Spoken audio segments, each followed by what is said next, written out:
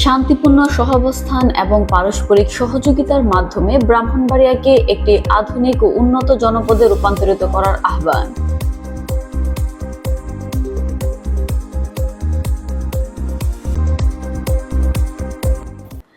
বৃহস্পতিবার শহরের একটি রেস্টুরেন্টে মাল্টিপার্টি অ্যাডভোকেসি ফোরাম এবং ডেমোক্রেসি ইন্টারন্যাশনালের বি স্পেস প্রকল্পের উদ্যোগে জননিরাপত্তা বিষয়ক গোলটেবিল বৈঠকে এই বার্তা দেন জেলার প্রশাসনিক, রাজনৈতিক এবং সামাজিক নেতৃবৃন্দরা। ব্রাহ্মণবাড়িয়া জেলা প্রশাসনের উপপরিচালক মোহাম্মদ রুহুল আমিন বলেন, শান্তি ও উন্নয়ন নিশ্চিত করতে আমাদের মধ্যে রাজনৈতিক ঐক্যমত এবং পারস্পরিক সহমর্মিতার চর্চা অত্যন্ত গুরুত্বপূর্ণ। সভ্যতার প্রয়োজনে আমাদের একে অপরের প্রতি দায়বদ্ধ থেকে কাজ করতে হবে।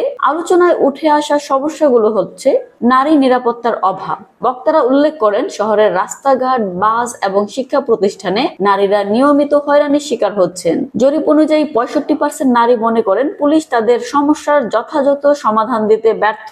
সাইবার অপরাধ, সামাজিক যোগাযোগ মাধ্যমে হয়রানি এবং অনলাইন প্রতারণার মতো ঘটনা জনজীবনের নিরাপত্তার জন্য বড় হুমকি হয়ে দাঁড়িয়েছে। শিক্ষার্থীদের মধ্যে আইন নিজের হাতে তুলে নেওয়ার প্রবণতা দেখা যাচ্ছে। বক্তারা এ ধরনের প্রবণতা থেকে বিরত থাকার আহ্বান জানান এবং অপরাধীদের আইন শৃঙ্খলা রক্ষাকারী বাহিনীর হাতে তুলে দেওয়ার পরামর্শ দেন।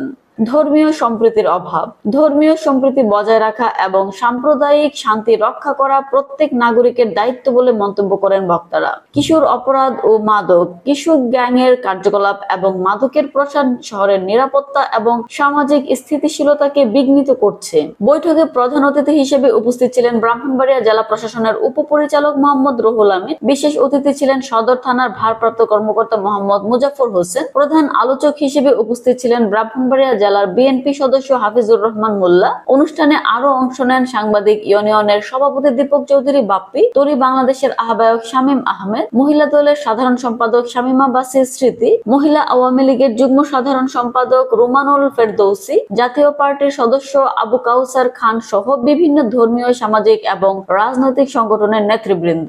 বৈঠকে বক্তারা বলেন, সাম্প্রতিক সময়ে শহরের বিভিন্ন ইস্যুতে মানুষের মধ্যে উদ্বেগ দেখা দিয়েছে। বিশেষ করে মব জাস্টিস, সাইবার অপরাধ এবং নারী নিরাপত্তার অভাব জনজীবনে নেতিবাচক প্রভাব ফেলছে।